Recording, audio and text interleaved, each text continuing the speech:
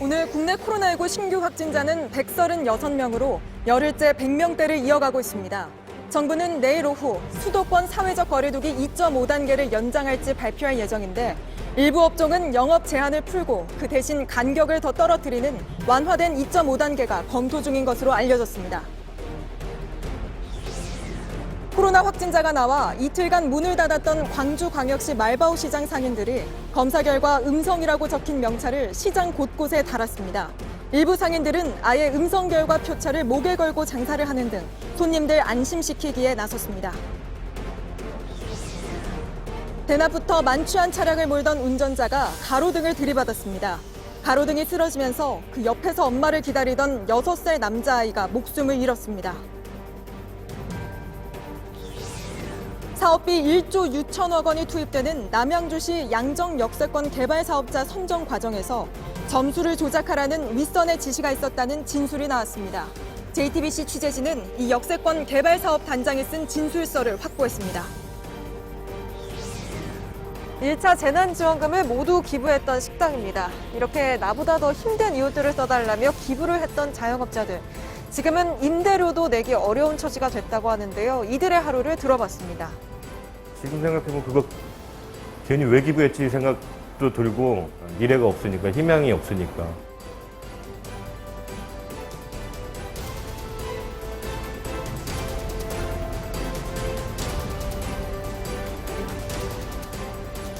시청자 여러분, 뉴스룸을 시작하겠습니다.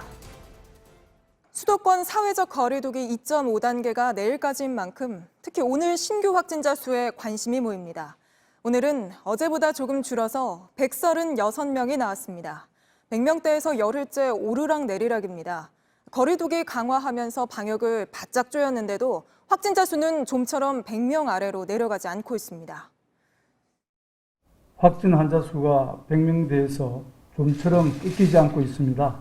매우 우려스러운 상황입니다. 네, 그래서 수도권을 강화된 거리두기 연장이냐 완화냐. 내일 오후에 정부가 발표하기로 했는데 막판까지 정부의 고민이 깊습니다. 방역도 잡아야 하고 또 힘들어하는 자영업자들의 목소리도 들어야 하기 때문인데요.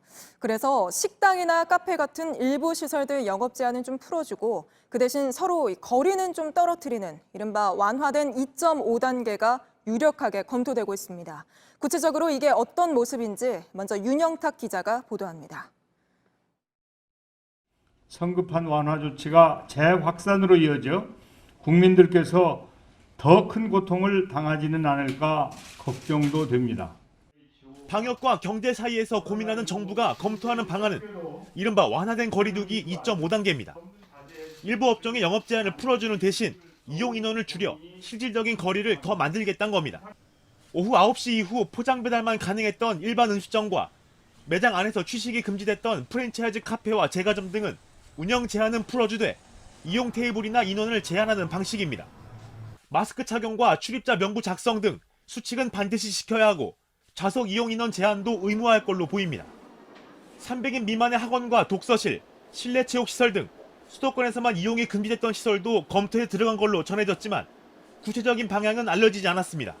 수도권의 각급 학교는 고등학교를 제외하고 20일까지 원격 수업이 예정돼 있습니다. 사회적 거리두기의 단계가 방역은 물론이고 경제 전반에 미치는 영향이 커서 정부는 내일 확진자 흐름까지 확인하고 최종 입장을 정할 방침입니다. JTBC 윤영탁입니다. 네, 이렇게 정부의 고심이 막판까지 깊어지는 이유가 다 있죠. 사회적 거리두기를 좀 풀려면 크게 두 가지를 줄여나가야 합니다. 먼저 집단 감염입니다. 오늘도 병원이나 교회, 설명회 등을 중심으로 계속 집단 감염이 이어졌는데 그 수가 전국에서 50곳이 넘습니다. 방역당국은 대구, 경북보다 지금이 더 어려운 상황이라고 했습니다. 먼저 서영지 기자입니다. 서울 신촌 세브란스 병원에서 지난 9일 확진자 2명이 나온 이후 오늘까지 최소 23명이 감염됐습니다.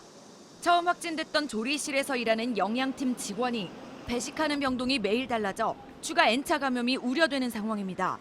대전 동구에서 지난달에 열린 건강식품 사업 설명회에서도 추가로 3명이 확진 판정을 받아 모두 50명을 넘겼습니다. 교회에서의 감염도 꾸준히 계속되고 있습니다. 평택 서해로교회와 관련한 감염자 수는 최소 33명입니다. 울산 현대중공업 직원 가족, 경북 7국 장례삼 사업 설명회 등에서도 N차 감염이 이어지며 하루 신규 확진자가 100명 아래로 떨어지지 않고 있습니다. 방역당국이 사회적 거리 두기를 완화하지 못하는 이유입니다. JTBC 서영지입니다. 집단 감염 말고 또 줄여나가야 하는 것이 바로 어디서 감염되는지 알 수 없는 환자의 비율입니다. 감염 경로만 알면 그래도 감염시킨 사람, 그 주변 사람 다 방역막 안으로 끌고 들어와서 검사도 하고 격리도 시켜서 추가 감염을 막을 수 있는데 경로를 모르면 속수무책이기 때문입니다. 그런데 최근 나온 확진자 가운데 4명 중 1명은 다 언제 어디서 감염됐는지 모르는 환자들입니다. 김재현 기자가 분석했습니다. 코로나19 확진자가 다시 크게 늘어난 건 지난달 14일부터입니다. 광복절인 15일 국내 감염 확진자가 100명을 넘더니 불과 엿새 만에 300명을 넘어서고 다시 엿새 만에 400명을 넘어섰습니다. 강화된 거리 두기로 최근에는 100명대에서 오르락내리락 하고 있지만 감염 경로가 확인되지 않은 확진자의 비율은 10%대에서 20%대로 올라간 뒤 좀처럼 내려오지 않고 있습니다. 확진자가 120명 아래인 오늘도 23.4%, 그러니까 4명 중에 1명은 언제 어디서 감염됐는지 경로를 모른다는 얘기입니다. 정부의 거리두기 1단계 기준인 5%보다 크게 높은 수치입니다. 정부가 거리두기 완화에 고심하는 것도 바로 이 때문입니다. 감염 경로의 불명 비율에 있어서도 이번 수도권 유행이 더 나쁜 양상을 보이고 있습니다. 따라서 대구 경북대의 그 당시 코로나19의 유행에 비해서 지금이 훨씬 더 어려운 상황으로 진행돼 왔다는 점만은 참고로 말씀드리고자 합니다. 즉 현재 확진자 숫자는 다소 둔화됐다고 하더라도 언제 어디서 다시 확진자가 크게 늘어날지 안심할 수가 없다는 얘기입니다. 이에 더해서 무증상 감염 비율이 높아서 거리두기가 조금만 느슨해져도 다시 코로나19가 확산될 가능성도 배제할 수가 없습니다. JTBC 김재현입니다. 정부가 코로나 방역을 위해 넘어야 하는 큰 고비로 보는 것이 다가오는 추석 연휴죠. 오늘 벌초 가는 차들로 고속도로가 조금 혼잡했다고 하는데요. 올 추석만큼은 벌초 대행 서비스 이용하시는 거 어떨까요? 추석이 큰 걱정으로 다가오면서 자식 노릇 대신해드릴 테니 내려오지 말아달라는 지자체까지 생겨나고 있는 상황입니다. 윤두열 기자입니다. 무성한 자풀이 잘려나갑니다. 금세 동굴한 원래 봉분 모습이 드러납니다. 추석을 앞두고 벌초를 대행하는 한 업체의 작업 현장입니다. 이 업체는 요즘 밀려드는 전화를 받느라 손이 모자랄 지경입니다. 코로나 때문에 한 30-40% 정도 문의 건수가 증가했습니다. 추석 전까지 스케줄은 꽉 찼습니다. 마을 어귀에는 아예 고향에 내려오지 말라는 현수막이 붙었습니다. 모여야지요. 모이면 안 되고 되도록만 네고 안 오지 마라. 지자체들도 고향 방문을 막기 위해 나섰습니다. 진주시는 고향 오지 말라는 내용을 담은 재난 문자를 시민들에게 보냈습니다. 완도군에선 벌초 비용을 40% 지원하거나 혼자 계신 어른들에게 차례상 음식을 준비해 가져다 줄 계획을 세웠습니다. 이번 추석 연휴가 불씨가 될 수 있다는 그런 우려 속에서 또 공무원이 찾아가 화상 전화로 자식과 손주들을 만나게 해주고 있습니다. 내 딸 많이 사랑하지. 코로나가 끼면 만나자. JTBC 윤두열입니다. 모두가 힘든 시기지만 자영업자들 생계는 점점 한계에 몰리고 있습니다. 2차 재난지원금도 곧 나오고 또 사회적 거리두기 역시 조만간 풀릴 수도 있다지만 자영업자들은 희망이 보이지 않는다고 합니다. 신아람 기자가 수도권 자영업자들 만나봤습니다. 서울 서대문구 신촌의 한 식당. 오후 내내 가게를 찾는 손님이 거의 없습니다. 주인 송모 씨는 문 밖만 바라봅니다. 송 씨는 밤 9시 이후 영업 제한이 일부 풀릴 수 있다는 소식에도 마음을 놓지 못합니다. 시간이 연장이 된다든가 아니면 어떤 식으로 될지 모르겠는데 좀 완화가 됐으니까 좀 가도 되겠다. 이런 게 이제 인식 전환이 된다면 모르겠지만 그렇지 않다고 보면 아직까지는 미지수일 것 같아요. 재난지원금에 대한 안내는 아직 없습니다. 재난지원금 형식으로 그런 것도 있는데 저희가 거기에 해당이 되는지도 모르겠어요, 아직. 실질적으로 뭐 그런 게 우리한테 와닿질 않았기 때문에 잘 모르겠고. 근처 다른 식당도 사정은 마찬가지입니다. 식재료를 다 버릴 수 없어 문을 열었습니다. 사람들이 움직이질 않다 보니까 평상시처럼 연장을 해줘도 아주 크게 도움은 되지 않을 것 같아요. 주변 대학교가 개강할 때까지 무작정 기다릴 수밖에 없다고 말합니다. 도움은 되겠는데 이게 이제 뭐 짧은 극약 처방, 그러니까 그 단타 처방 뭐 이런 거 정도로만 생각이 되고 내년까지 버텨보자 그 생각인 거예요, 지금은. JTBC 신아람입니다. 시장 상인들 오죽하면 목에 이렇게 음성 판정 받았다는 표찰까지 걸었습니다.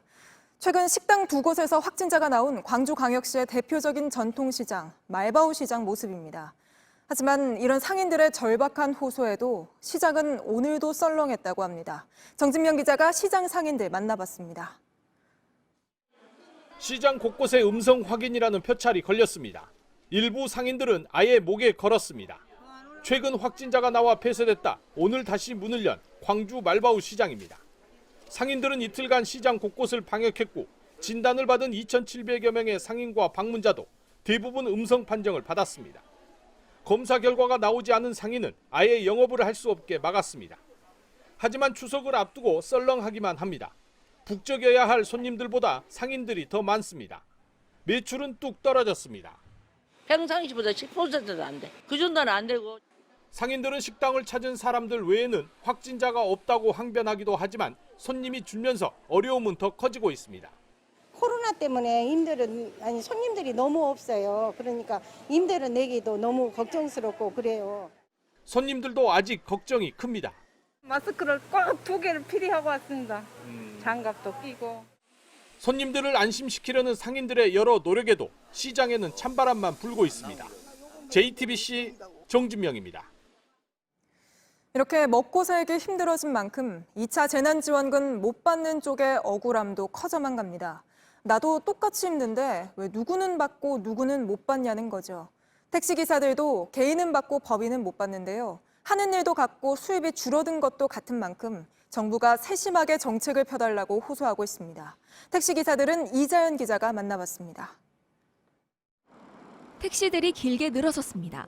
한참을 기다려 겨우 손님을 태웁니다. 코로나 이후 하루 수입은 절반 넘게 줄었습니다. 이런 택시기사들에게 2차 재난지원금은 반가운 소식입니다. 그런데 모두가 받을 수 있는 건 아닙니다. 자영업자로 분류되는 개인 택시기사는 지급 대상이지만 아무래도 도움이 되죠. 도움이 되죠. 워낙 도리가 안 되고 하루에 요즘에 또 도리가 한편 없어요. 5만 원, 7만 원 그러는데. 근로자로 분류되는 법인 소속 기사는 대상에서 빠졌습니다. 전혀 말이 안 되죠. 개인 택시, 네. 사업자다. 그 구분 없이 더 어려운 사람을 보조해 주는 게 맞는 것 같아요. 개인 사업자 등록을 했는지 여부가 다를 뿐 코로나로 직격탄을 맞은 건 모두가 똑같습니다. 오히려 법인 택시의 경우 번 돈의 일부를 산업금으로 내는데 이 금액을 채우지 못하면 그만큼 월급이 더 줄어듭니다. 산업금을 채울 수가 없어요. 손님이 없어서. 남이 받는 거를 배아파하는 취지가 아니라요. 줄려면 같이 줘야 돼. 똑같이 손님이 없는데 왜 그 사람들은 보상을 받고 우리는 아무런. 코로나로 힘들어진 노동자들이 지원을 받는데 빈틈이 생기지 않도록 정부가 더 꼼꼼히 살펴야 한다는 지적입니다. JTBC 이자연입니다. 추미애 법무부 장관 아들의 군 복무 시절 특혜 의혹과 관련한 논란이 계속되고 있습니다. 민주당 내부에서도 여러 목소리가 나오는데요. 국민 눈높이에 맞춰 유감 표명이 있어야 한다는 주장과 함께 근거 없는 위법성 논란에 대해서는 단호한 대응이 필요하다는 의견이 나옵니다. 또 일각에서는 최초 제보자인 당직 사병과 관련해 정치 세력 배후설까지 내놓고 있습니다. 안지연 기자입니다. 국회에선 다음 주 월요일부터 나흘간 대정부 질문이 이어집니다. 추미애 법무부 장관도 이틀간 출석합니다. 아들과 관련한 의혹에 대해 야당의 질문이 쏟아질 걸로 보입니다. 이렇다 보니 민주당에선 추 장관이 이 자리에서 도덕적 논란에 대해선 유감을 나타내야 한다는 의견이 나옵니다. 한 최고위원은 JTBC에 법적으로 옳고 그름의 문제를 떠나 국민정서법에 안 맞는 것이라고 언급했습니다. 실제로 당 지도부 안에선 추 장관의 태도가 사안을 더 키웠다는 지적이 일부 있었던 걸로 알려졌습니다. 다만 야당의 정치 공세에 대해선 단호하게 대응해야 한다는 입장입니다.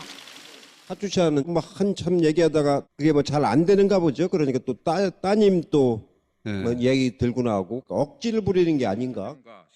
국회 국방위 소속인 황희 민주당 의원은 배우설을 제기했습니다. 최초 제보자인 당직 사병을 단순 제보자로만 볼 수 없다며 정치 공작 세력이 있는지 규명해야 한다는 겁니다. 황 의원은 게시글에 당직 사병의 실명을 공개했다 나중에 익명으로 바꿨습니다.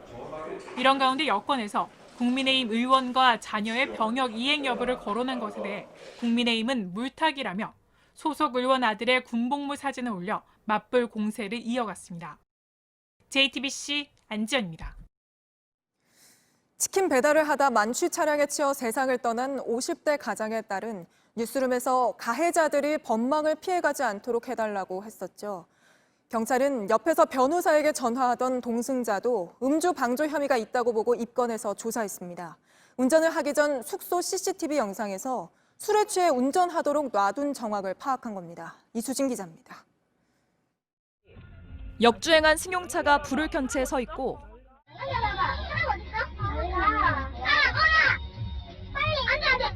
바로 앞엔 50대 피해자가 쓰러져 있습니다.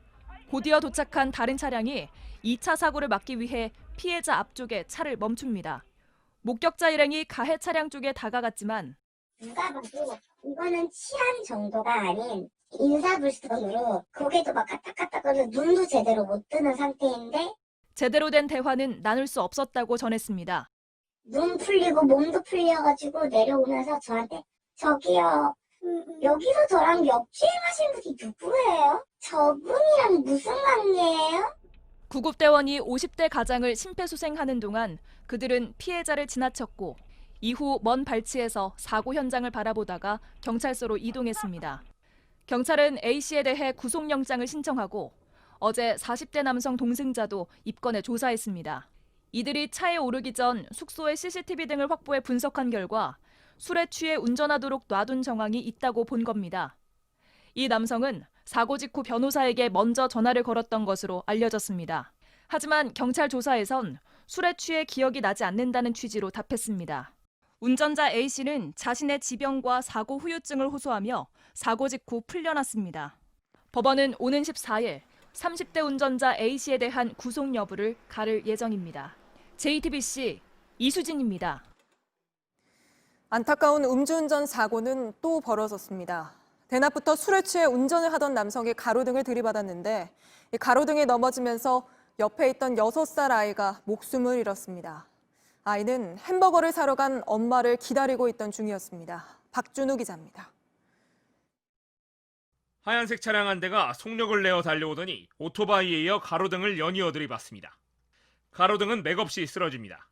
지난 6일 오후 3시 반쯤 술에 취한 50대 남성 A씨가 몰던 SUV가 인도로 내달리는 장면입니다.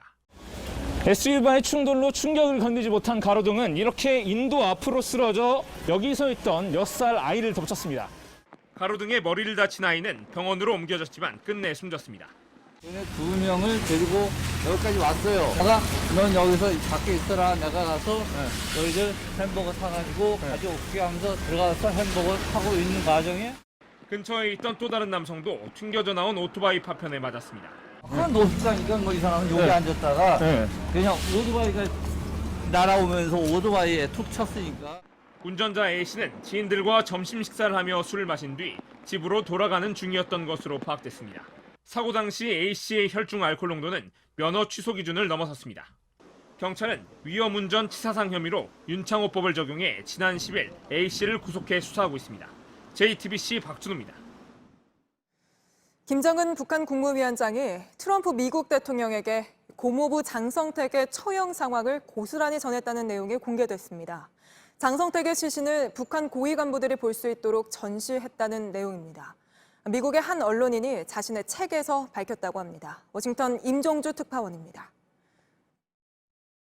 Jang Sung-taek, senior general, uncle, and mentor of North Korean leader Kim Jong-un, executed only days after he was dramatically arrested on national television. 트럼프 대통령은 이때 장성택이 참수됐고 건물 밖 계단에 놓여 고위 간부들에게 전시됐다고 공개했습니다. 김정은 위원장이 이 모든 것을 자신에게 털어놨다는 것입니다. 언론인 우드워드의 책에 실린 트럼프 대통령의 말을 AFP 통신이 전한 겁니다. 통신은 또 김 위원장의 고모부 장성택이 대공포로 처형됐다는 보도가 있었지만 어떻게 처형됐는지를 북한이 공식적으로 밝힌 적은 없다고 보도했습니다. 트럼프 대통령의 주장은 김 위원장과 그만큼 친밀하다는 것을 보여주려는 의도라고 분석했습니다. 하노이 회담 때는 핵시설 5곳 포기를 요구했고 김 위원장은 영변만 거론했습니다. 양보가 없자 합의할 준비가 안 돼 있어 떠나겠다고 했고 김 위원장에게는 충격이었다고 소개됐습니다. 김 위원장과의 내밀한 얘기가 잇따라 공개되는 가운데 트럼프 대통령은 선거 유세에서 김 위원장과 좋은 관계를 맺고 있고 똑똑한 사람이라고 추켜 세웠습니다. 워싱턴에서 JTBC 임종주입니다. 중국 정부가 먹는 방송 하지 말라고 규제했더니 사람이 아닌 개가 나오는 먹방이 등장했습니다. 많이 먹이는 것도 동물 학대일 텐데 사람도 매워서 먹기 힘든 음식을 개에게 먹여 개가 눈물을 흘리는 모습을 방송하고 있습니다. 유정화 기자입니다. 양푼 가득 쌓여있는 닭다리와 1.5kg짜리 소의 심장, 거대한 양 고깃덩이는 개가 먹어야 할 몫입니다. 100가지 간식을 쌓아놓고 먹이기도 합니다. 중국판 트위터 웨이보에서 개가 먹는 방송이 등장했습니다. 이른바 개 먹방입니다. 많이 먹이기만 하는 것도 아닙니다. 먹기 힘든 음식도 줍니다. 억지로 빨간 고추를 먹이는가 하면 매워서 눈물을 흘리는 개도 있습니다. 입속에서 톡톡 터지는 과자를 들이붓고는 입을 벌리지 못하게 꽉 쥐고 있는 모습도 보여줍니다. 동물 학대라는 비난이 들끓습니다. 이런 영상들이 등장한 건 중국에서 인기를 끄는 사람의 먹방이 규제되고 있어서입니다. 코로나19와 홍수, 미중 무역 갈등 등으로 식재료 가격이 폭등하면서 시진핑 국가주석이 음식 낭비를 막으라는 지시를 내렸기 때문입니다. 갑자기 먹방 주인공이 돼버린 개들이 애꿎은 희생양이 됐습니다. JTBC 유정화입니다. 요즘은 전 세계적으로 탈석탄 움직임을 보이고 있죠. 우리나라도 예외는 아닙니다. 이미 폐쇄한 노후 석탄발전소 4기를 포함하여 임기 내 10기를 폐쇄하고 장기적으로 2034년까지 20기를 추가로 폐쇄하겠습니다. 하지만 국내에서는 석탄 발전소 7기가 또 세워지고 있습니다. 불과 2년 전 지어지기 시작한 삼척 건설 현장은 주민 갈등이 특히 심한데요. 왜 그런지 윤재영 기자가 현장을 다녀왔습니다. 삼척시청 앞에 현수막이 걸렸습니다. 2000메가와트급 석탄발전소 건설을 멈추란 내용입니다. 공사는 4분의 1가량 진행됐습니다. 맹망해변은 완전히 망가졌습니다. 석탄 하력에서 내뿜는 초미세먼지는 상맹방 마을 주민들을 위협할 것이고 해변을 가봤습니다. 해안 일부가 깎아지른 모래절벽이 됐습니다. 하늘에서도 보입니다. 사업자가 해변이 없어지는 걸 막기 위해 새로운 모래를 붓지만 더 높은 모래절벽이 생깁니다. 주민들은 발전소 항만시설 공사 때문이라고 주장합니다. 공사 전 환경영향평가에서도 우려가 나왔습니다. 침식이 관계 때문에 해수욕 손님이 들어오면 이쪽으로 들어와야 되는데 다 못 들어가서 저 함흥방으로 내려가요. 건설이 최종 승인된 건 2년 전. 정부가 탈석탄을 내세운 뒤지만 이전 정부에서부터 추진되어 왔던 것이라 어쩔 수 없었다는 입장입니다. 해변이 사라지는 문제에 대해선 관계기관들과 해결 방법을 논의 중이라고 했습니다. 앞으로의 경제성은 의문입니다. 사업비는 5조 원, 공공기관인 산업은행과 삼성화재 등 여러 금융기관이 돈을 보탰습니다. 2020년대 중반이면은 기존 석탄 발전소를 운영하는 것보다 신설 재생에너지 발전소를 운영하는 것, 새로 짓는 것이 더 저렴한 상황이 올 것으로 예상됩니다. 당시 승인에 관계했던 정부 고위 관계자는 탈석탄 흐름에 대한 사회적 합의가 부족했다고 말했습니다. JTBC 윤재영입니다. 600명이 해고되는 사태를 불러온 이스타 항공의 창업주 민주당 이상직 의원이 어제 긴 침묵을 깨고 입장문을 냈습니다. 본인 재산이 32평 집 하나가 전부라는 내용이었는데요. 당장 노조가 반박하고 나섰습니다. 사실상 이 의원이 많은 재산을 미리 빼돌렸다는 의혹이 있다고 주장했습니다. 이지은 기자입니다. 이스타항공이 정리해고를 통보한 직원은 600여 명. 체불 임금은 250억 원인데 이스타항공이 고용보험료 5억 원을 안내 직원들은 고용유지 지원금도 받지 못합니다. 이 때문에 노조는 물론 사실상 여권 내에서도 최근 이 의원의 책임을 강조했습니다. 이상직 의원님을 2번 저희 사무실에서 만났습니다. 자제분들이 어쨌든 뭐 법적으로는 그러고 사실상 뭐 이런 관계를 떠나서 책임 있는 조치를 취하여야 한다라는 얘기를 제가 2번에 걸쳐서 그분을 모시고 얘기를 했고, 그러자 침묵했던 이상직 의원은 입장문을 냈습니다. 자신이 신고한 재산은 212억 6천여만 원이지만 20여 년 전 마련한 32평 아파트가 사실상 전부라고 한 겁니다. 또 이 집도 세금 납부를 위해 담보를 제공했고 이스타항공 주식도 이미 지난 6월 다 내놓겠다고 했다는 것입니다. 하지만 노조의 생각은 다릅니다. 이상직 의원이 실제로 그동안 뭐 수없이 많은 페이퍼 컴퍼니와 뭐 이런 것들을 만들고 없애는 과정에서 엄청나게 많은 재산을 빼돌렸다라고 보는 거죠, 저희. 이스타항공 조종사 노조는 이미 이 의원이 자녀들에게 꼼수 증여했다며 이 의원을 조세포탈 등의 혐의로 검찰에 고발한 바 있습니다. 당시 10대와 20대 자녀들이 이스타항공의 사실상 대주주가 되는 과정에 대한 의혹입니다. 또 이상직 의원의 형이 이스타항공 계열사 대표를 맡으면서 회사 돈을 빼돌려 징역 3년형을 선고받은 적이 있는데 빼돌린 돈 중 4억 원은 이상직 의원의 전 부인에게 들어갔습니다. 당시 재판부는 횡령의 이익을 대부분 이상직 의원 측이 봤다고 지적했습니다. JTBC 이재은입니다.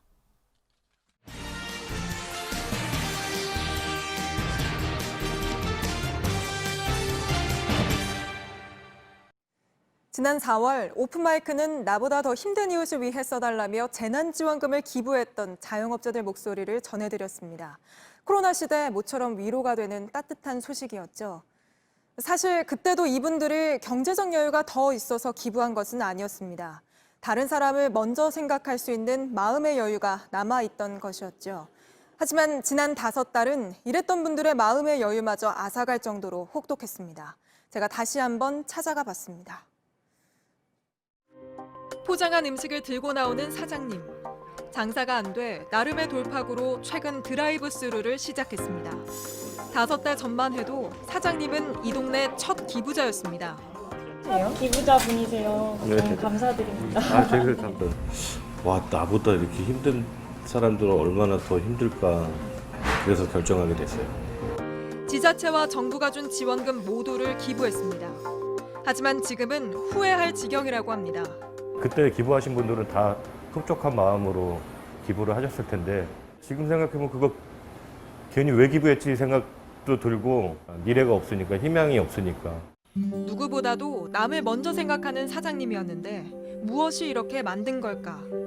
한창 붐빌 점심시간인데도 텅 빈 식당. 기부 취재를 왔던 5달 전에도 코로나로 매출이 줄었다고는 했지만 이 정도는 아니었습니다. 보다 못한 취재진이 식사를 주문했습니다.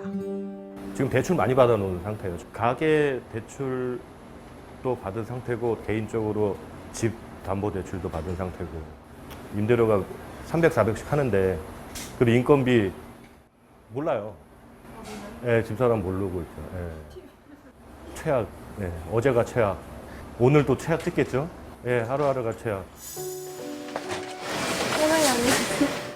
어린 자녀 4명 몫까지 지자체와 정부가 준 160만 원을 모두 기부했던 사장님입니다.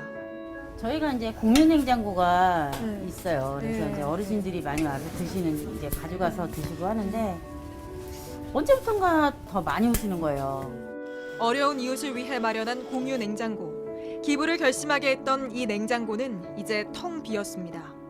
힘든 이웃은 더 늘어났고 냉장고를 넉넉히 채우기에는 사장님 사정이 나빠진 겁니다.